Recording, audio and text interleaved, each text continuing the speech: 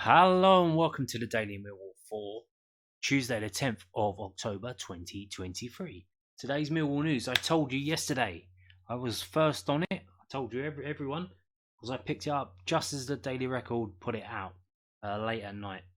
That Kevin Nisbets is injured and he's pulling out the Scotland squad. And they said, they didn't say what the injury was. They said he's waiting for a scan. Now we know, obviously, a bit more time has passed. People have been found out what his injury actually is. It's not his ankle, which he turned a couple of games ago. It's actually his hamstring, which probably explains why he wasn't running properly in that whole game. He wasn't very quick in that whole game. He looked off the pace. So this is from southwarknews.co.uk. Millwall striker Kevin Nisbets set to miss Scotland game due to a hamstring issue. The 26-year-old has only recently returned from a minor injury problem. Kevin Nisbets has been ruled out of Scotland's European Championship qualifying game against Spain due to a hamstring issue. The striker was substituted off in the second half of Millwall's 2-2 draw with Hull City on Saturday, but it was not clear at the time if he had sustained a knock. Nisbets is now reportedly awaiting scan results to get a better indication of how serious the problem is. Yes. Now, hamstrings. I'm led to believe, on my time on this earth, finding out about hamstrings, that it starts off small, and if you keep trying to run with it, do things with it, it can get worse. Like if it's a tear, it can get worse. There's like grades: grade 1, grade 2, grade 3.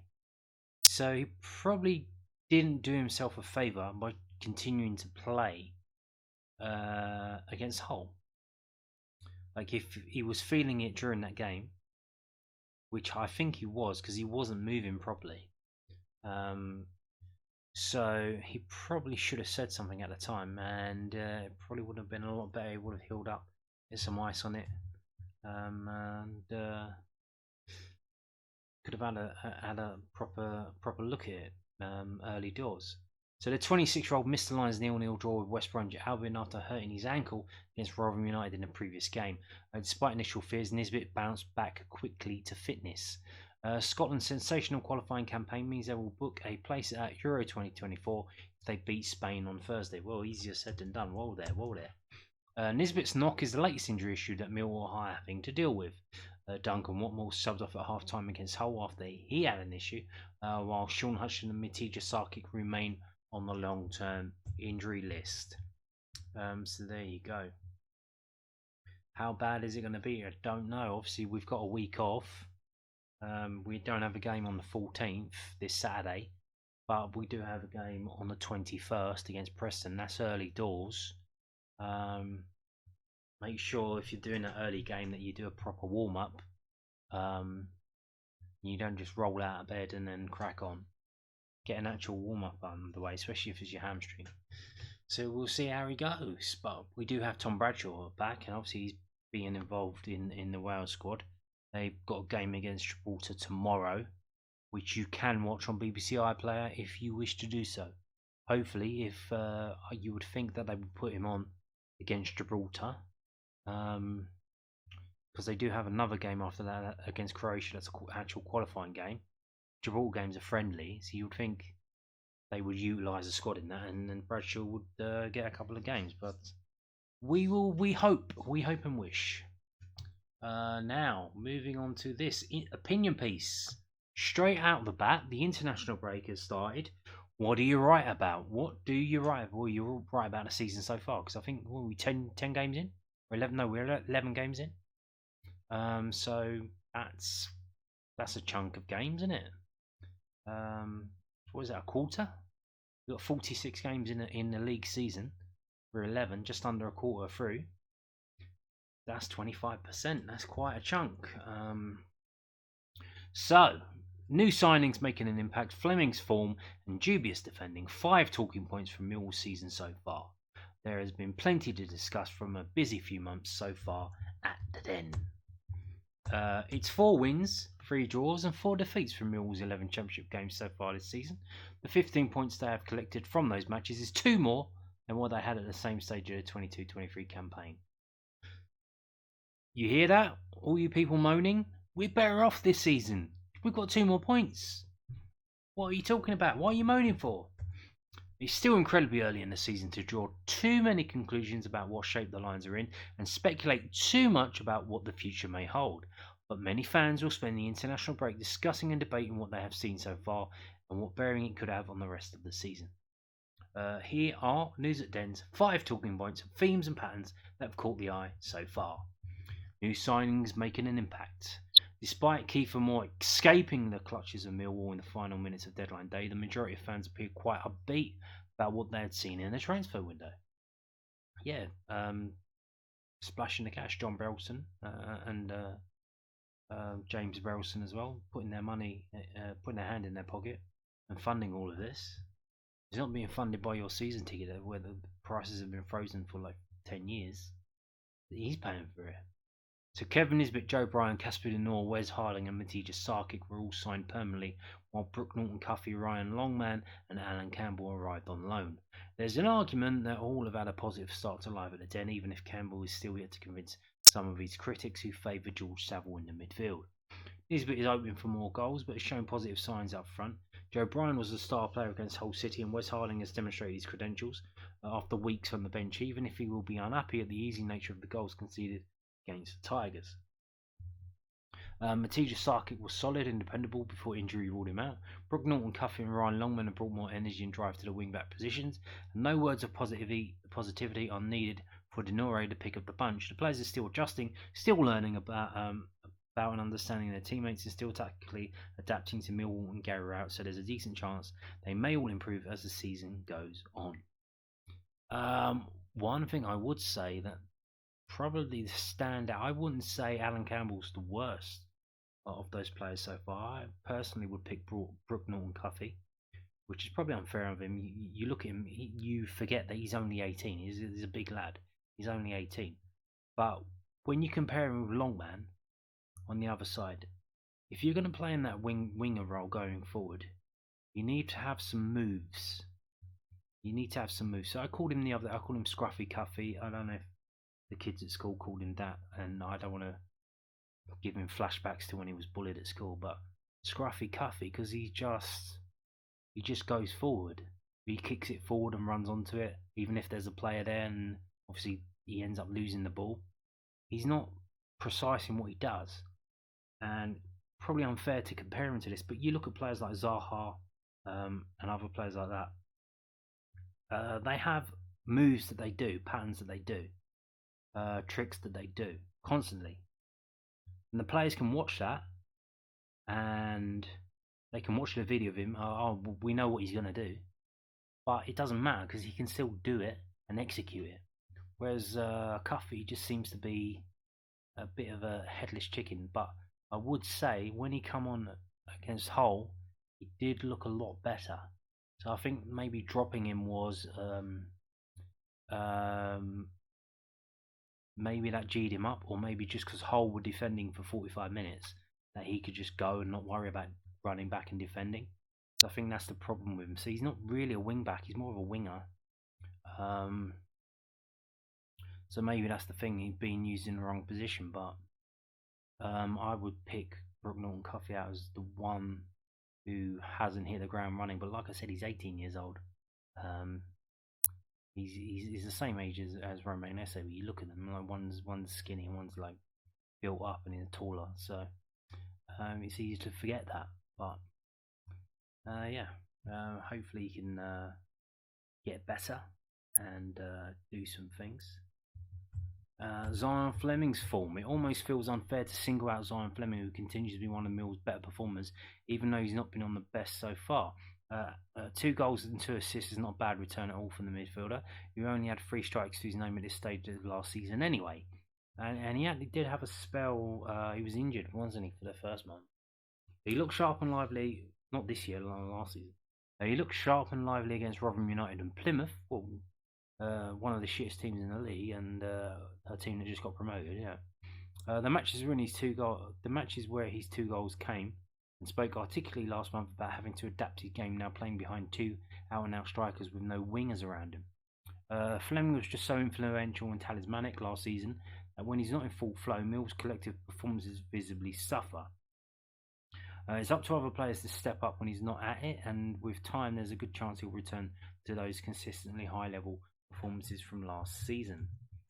Goals. Fleming has 2 goals so far, so does Nisbets. 7 players have 1 each. Millwall were always unlikely to suddenly transform into a high-scoring side, even with the influx of new signings, but 11 goals from 11 games is not a particularly convincing number, and Stoke City and Rotherham games aside, the Lions don't tend to make a lorry load of chances.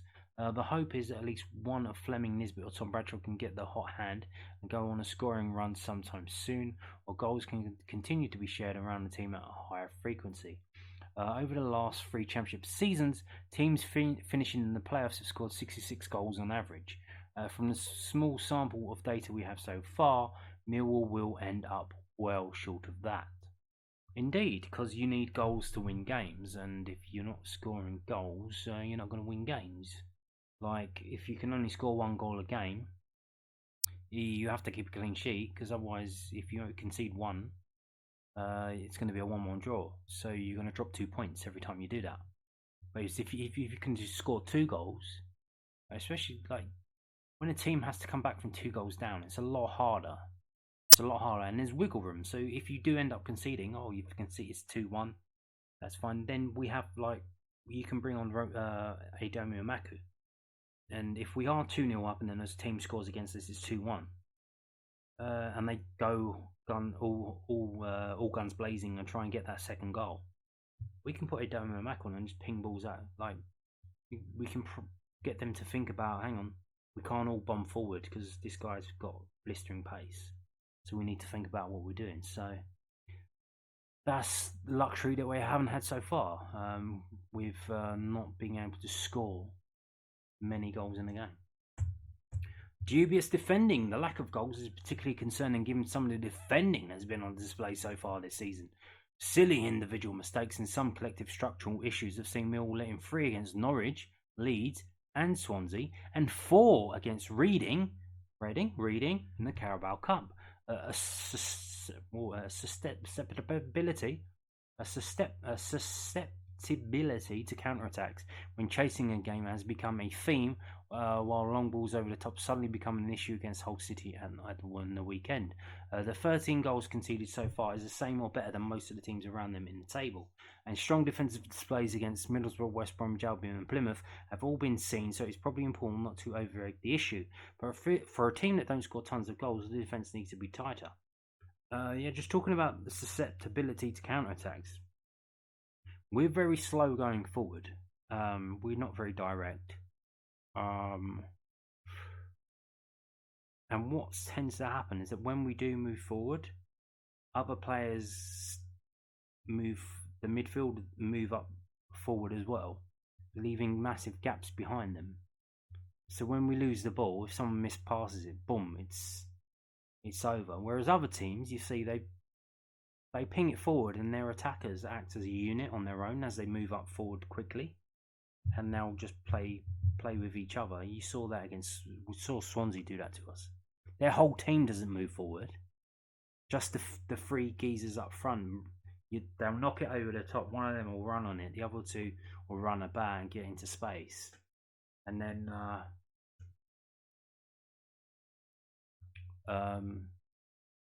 that's what they do. The attacking unit attacks as a different unit. Hey, God bless you. Thank you. So yeah, that's not what we do. The whole team pushes up, because we're too slow going forward that the teams just drop back, and we have to try and break them down by moving the ball around. And if you move it around and they intercept it, boom, we get caught. Inconsistency. Starting with the loss to Norwich City, Millwall's record over the last 9 games has been loss, win, draw, loss, win, draw, loss, win, draw. Yes, the only consistent thing is our inconsistency. That is the consistency. And it's not just the inconsistency of the results that are concerning, but also the swings in performance levels that have been witnessed. Although this will be a bugbear for fans, they will know, as well as anyone, that inconsistency in the Championship is almost baked into all sides outside of a few of the top and a few at the bottom. For most teams, there are commonly only 2 or 3 periods during a 46-game season when results are steady. Even so, Millwall could really do with getting off the loss, win, draw roller coaster and stringing some results together soon. Yeah.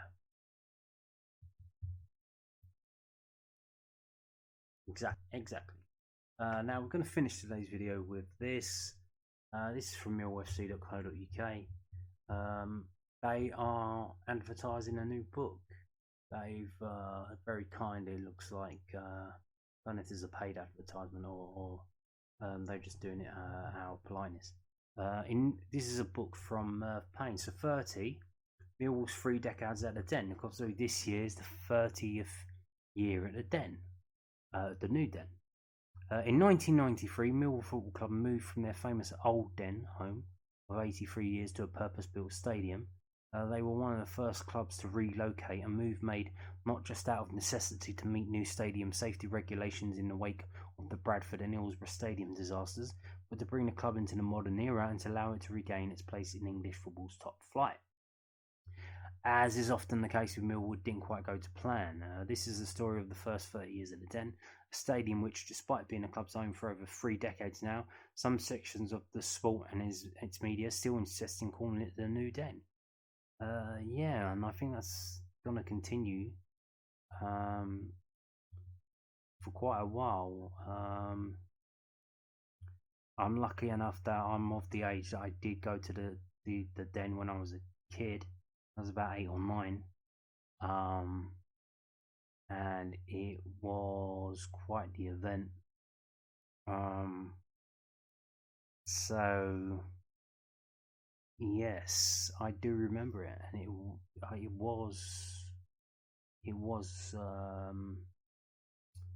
I don't know how to describe it. It wasn't as polished, and it was old school.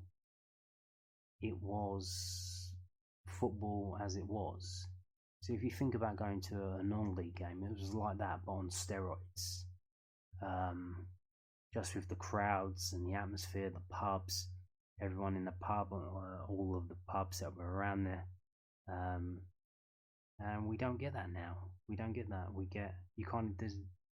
The club are trying to do that outside the ground now. Which, to be fair, I mean, fucking hell, we've been there 30 years and they've only just now figured, oh, should we put some bars outside because all of the pubs have closed down or been forced to close down around the ground. A lot of people drink in London Bridge now and then get the train down, or they drink in the Blue and have to walk down, which is about a good 20-minute walk. But yeah, but back in the day on the Old Kent Road, you had all the pubs there.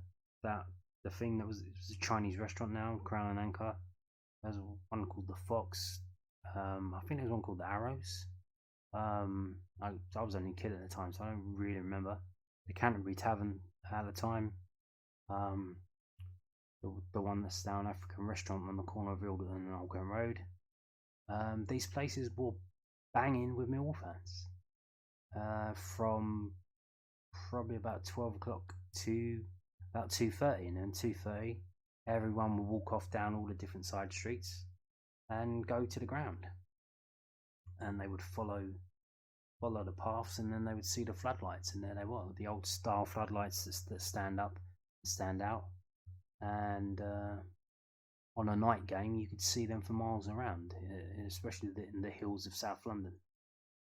So yeah, it was something to go to the old Den. It really was. But we're at the new Den now, and it's 30 years, so any 20-year-olds would only know about the new Den, and probably in another 30 years, that's probably gonna be gone. Like, the number of people who would have been to the old Den is going to be few and far between in another 30 years. And what would that be, 2053? Yeah, so there you go. Will we still be at the Den? I don't know. The book takes a look at each of those 30 seasons and picks out a notable match from each. No mean task when dealing with the rollercoaster fortunes of Millwall FC. There it is there. The new read from Millwall supporter and writer Merv Payne is available to purchase now. The book is an interactive edition. Scan the QR code to watch the match action. And if you want to purchase it, go to Victor Publishing, VICTOR Publishing.co.uk, or just go to this Millwall page and click on that link there. So there you go. And on that note, thank you for watching and goodbye.